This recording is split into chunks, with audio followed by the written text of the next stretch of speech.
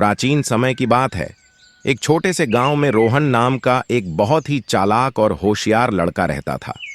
रोहन की चतुराई की चर्चाएं दूर दूर तक फैली हुई थीं। उसी गांव में पंडित हरिदास नाम का एक बेईमान पंडित भी रहता था, जो तंत्र मंत्र और झूठी भविष्यवाणियों के नाम पर लोगों को ठगता था। पंडित हरिदास का उद्देश्य केवल पैसे कमाना और अपनी शक्ति का गलत इस्तेमाल करना था।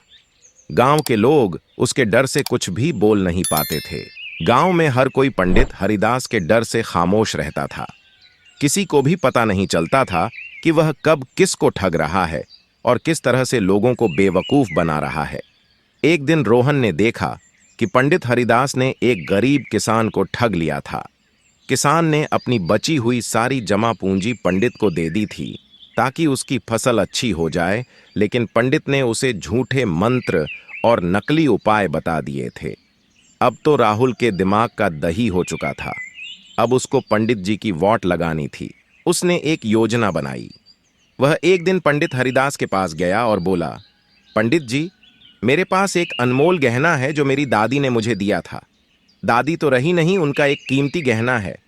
यह गहना बहुत खास है, लेकिन अब यह चमक खो चुका है। क्या आप इसे ठीक कर सकते हैं? पंडित हरिदास ने सोचा कि यह एक अच्छा मौका है इस लड़के को बेवकूफ बनाने का।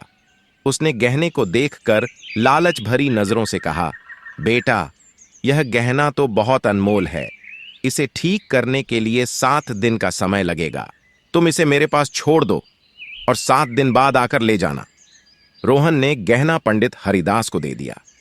यह गहना वास्तव में साधारण धातु का बना हुआ था, लेकिन रोहन ने उसे इस तरह सजाया था कि वह लल्लन टाप लग रहा था।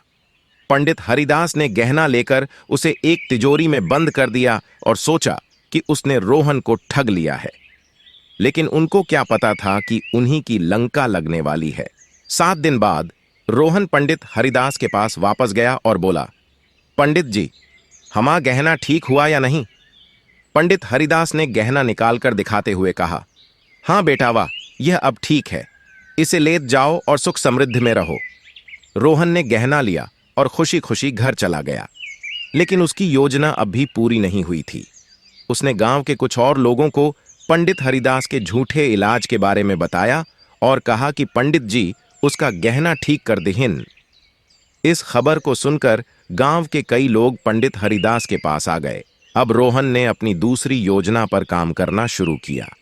उसने गांव के लोगों को इकट्ठा किया और उनसे कहा कि पंडित हरिदास उसका गहना ठीक कर देहिन और वह तुम्हारे लोगन की समस्याएं हल कर दिया है। इस पर गांव के कई लोग अपने गहने और पैसे लेकर पंडित हरिदास के पास पहुंच गए ताकि वे भी अपनी परेशानियों का समाधान पा सकें। पंडित हरिदास के पास अब एक बड़ी समस्या खड़ी हो गई थी। अब उसकी सिट्टी पिट्टी गुल हो गई थी। उसके पास सबको देने के लिए कोई असली जादू नहीं था। उसने देखा कि गांव के लोग एक एक करके अपने गहने और पैसे उसे दे रहे हैं और समाधान की उम्मीद कर रहे हैं। अब उसे समझ नहीं आ रहा था कि वह क्या करे। उसकी असलियत धीरे धीरे सबके सामने आ रही थी। अब पंडित हरिदास को लग रहा था कि उसे पहले ज्यादा लिबिर लिबिर नहीं करना चाहिए था। रोहन ने देखा कि पंडित हरिदास मुश्किल में है।